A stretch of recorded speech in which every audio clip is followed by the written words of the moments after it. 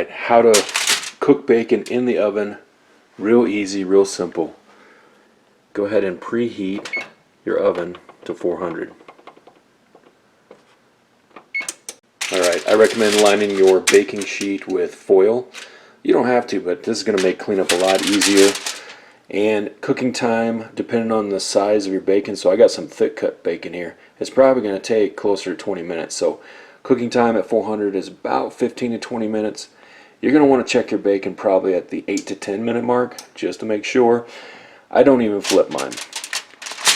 Lay out your bacon on the pan. I do recommend doing this direct from the refrigerator, so your bacon's a little chilled. It helps you separate it and lay it out rather than let it sit on the counter and get room temp. Once your oven's preheated, place it on the center rack is fine. Check in 8 to 10 minutes. Alright, it has been 10 minutes. I'll try to keep this from getting all steamed up. That's what we're looking at. Looking good. Mine will probably do another 10 on it, but you may want to, until you learn your oven, check it at 5 and go from there in 5-minute increments. Alright, been 20. I'm going to pull this out.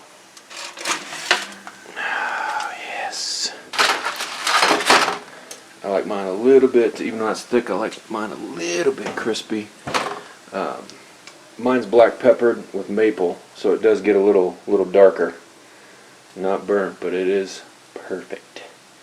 We're going to put this on a plate with some paper towels. Alright, there we go. Oh man, this is good stuff. Mine is just a little bit crispy, a little bit of, because it's thick, so it's still got a little wiggle in it, just right for me. Adjust your times as needed for your thickness of your bacon in your oven, but this is the way to go. Once you start baking your bacon, you won't go back. Oh man. Good stuff.